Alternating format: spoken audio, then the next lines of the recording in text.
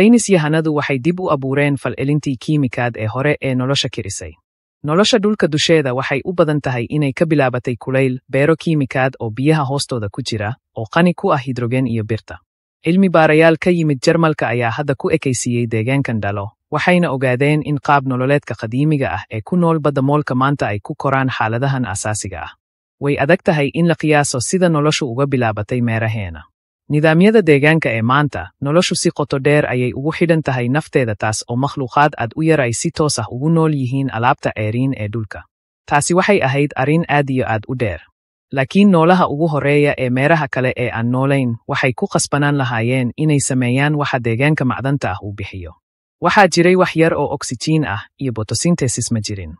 Sida aad ku arki karto muuqaalka hoose, qaar ka mid ah noolaha badda ee qoto dheer ayaa weli sidan ku nool, iyagoo ku badbaadaya hawo-mareennada kulaylka ah ee qoto dheer halkaasoo qorraxdu aysan ka ifin. Amaahda elektarooniga ah ee hidrogen sida ay ka soo tufayo xudunta Earth, microbes qoto dheer waxay raacaan cunto karinta ka qadiimi ah hiddo-sidaha ay isticmaalaan si ay u qabtaan, oo loo yaqaan waddada acetyl-CoA. Waa habka kaliya ee loogu talagalay hagaajinta kaarboonka, ka baaraandegidda kaarboonka aan orgaaniga ahayn ee xeryahooda organic, taas oo dib loo abuuri karo iyada oo aan lahayn enzymes. Laakiin markii ugu horeysay ee cuntadan la qoro, sannadihii hore ee dhulka, biyaha badda waxay ka kooban yihiin bir aad u badan oo ka badan inta ay maanta haysato. Koox uu hogaaminayo geochemist Vanessa Helmbretet oo ka tirsan jaamacadda Ludwig Maximilian ee Munich ee dalka Jarmalka ayaa doonayay inay tijaabiyaan inta ay leegtahay faraqa birtan milmay ay samayn lahayd, iyaga oo la jaanqaadaya xaaladahan hore ee badda ee shaybaadhka.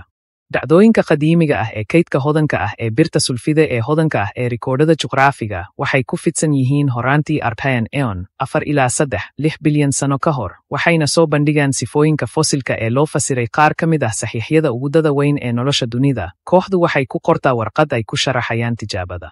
Si kastaba ha ahaatee, xidhiidhka ka dhexeeya wax soo saarka abiotic 2 dihidrogen ee beero kiimiko ah oo birta sulfide ah oo u ekaysiinaya nidaamyada biyaha kulayliyaha primordial iyo nolosha hore waa mid aad u yar.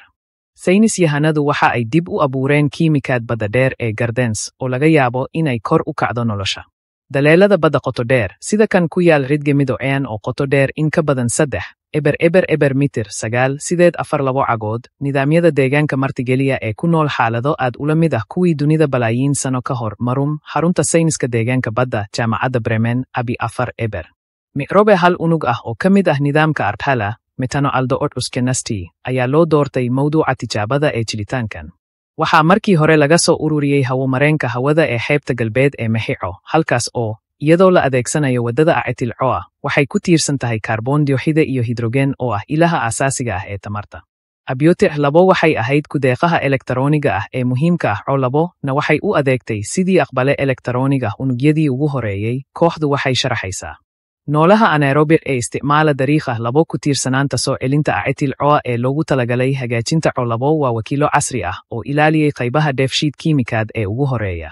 Tijaabooyinku waxay mjanasti u geliyeen nooc yar oo ka mid ah hawo-mareennada biyaha dhalaalka badda ee qoto dheer, oo si habsami leh ugu jira dhalo ah. Iyagoo ku duraya dareere sulfide biyo aan lahayn oksijiin milan, waxay samaysteen roobab madow oo koray qaabdhismeedka qiiqa 5 daqiiqo gudahood.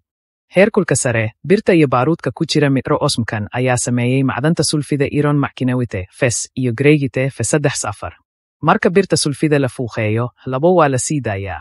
Sawir dhalada ah oo leh saliingo soo saaraya walxo madow halcad.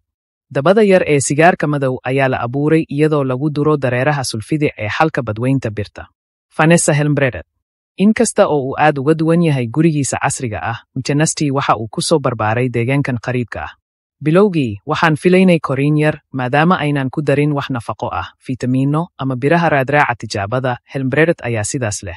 Sidoo kale muujinta xad-dhaafka ah ee hiddo-wadaha qaarkood ee dheefshiid kiimikaadka acetyl-CoA, Archaeans dhab ahaantii si aad ah ayay u koreen.